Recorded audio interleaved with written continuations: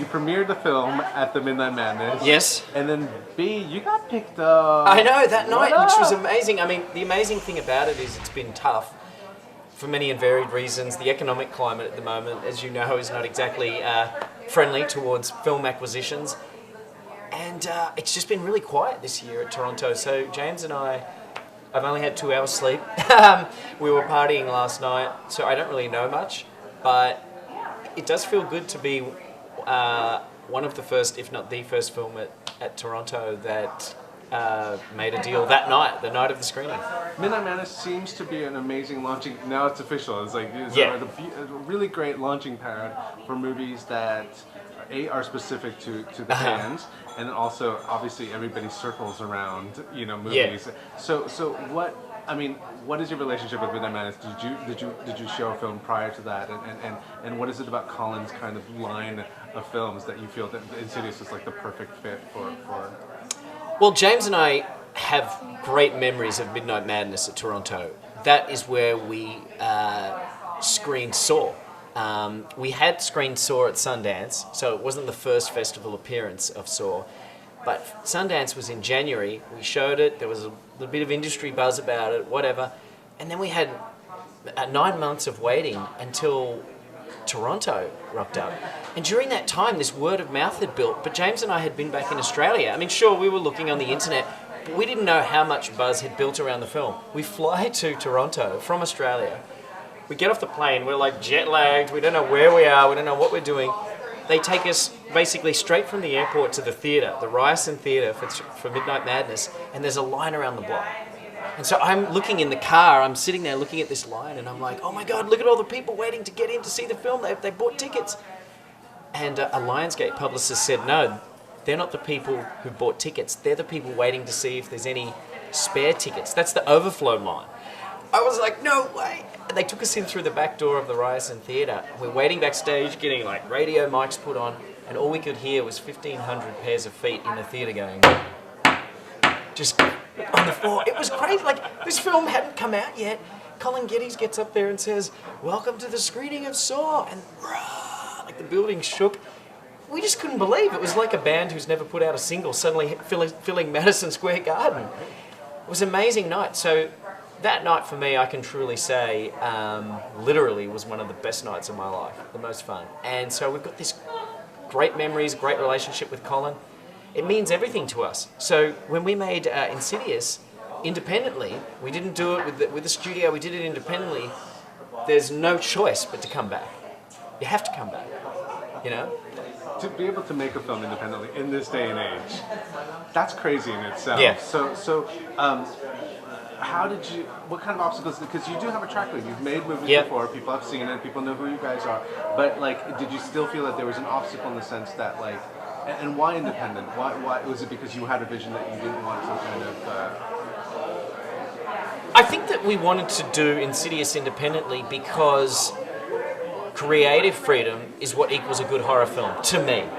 It's the one genre where I think it improves with a smaller budget. It becomes a better film. Unlike an action film, you want to do an action film with a studio because it's hard to, throw cars off buildings in an independent movie. You need the budget. With comic book adaptations, I don't really. Maybe I do want to see the indie version of Spider-Man. I don't know. But there's so many genres where you need the money. You need the money to buy the toys. You need the money to do the effects. But horror is better when it's scaled back. That has been proven time and time again. Big special effects, they don't do it. It's necessary to us. And so we really wanted to do this independently because we value creative freedom. And that's when the producers of Paranormal Activity, Jason Blum, Oren Peli, and Stephen Schneider, they sat down with James and I right as we were thinking this. It was like they picked up on it in their dreams. They sat down with us and said, do you guys have an idea? Because we would love to do a horror film with you guys independently, just like Saw. And James and I just looked at each other and we were like, it just so happens we do have an idea. And it was just like this complete synergy, to use a horrible marketing term that synergy? You used it. Sorry, continue. To get the cast that you did, because it's quite amazing to watch Rose Byrne and also Patrick, who are not really genre type actors at all. And what was also really lovely is watching them play it straight. There wasn't this kind of, like winking at the audience. Yeah, that kind of thing. And so how did you kind of bring them in on board of a film like this? Well, Patrick Wilson and Rose Byrne, as you say, are actors who are not known for genre fare. They're serious actors that bring a lot of credibility and dramatic weight and heft to the films. I mean, Patrick is in one of my favourite films ever, Little Children. Rose Byrne is a fellow Australian, so as an Aussie, I've known her work for years. Been a big fan of her, simply by the fact she's Australian and she was out there doing it in Hollywood and making great films. So I was really kind of vicariously proud of her success. Us Aussies stick together, and so always wanted to do something with her. And when we were thinking of who the characters of Josh and Renee could be, those are the two names that came up. We sent them the script, and they both said yes straight away. Which Jason Blum, the producer, said that's never happened in the 20 years he's been making films. He's never gone out to two actors and had them both say yes really quickly without going through a few no's. They both reacted to the fact that the script gave them a chance to play a real family, real characters.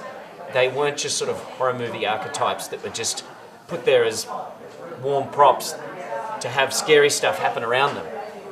And, I studied The Exorcist. I really did. And the conclusion I came to with that is that the first 20 minutes of the film is like a drama about an actress and her daughter. I mean, you could have continued the film down that vein. You could have found some other. The character was that strong that Ellen Burstyn played and Linda Blair so by the time the outlandish stuff starts happening, you're so grounded by the first 20 minutes that you go with it. So that was important to me, was to ground the film in reality so that when the outlandish stuff starts happening, you stick with it.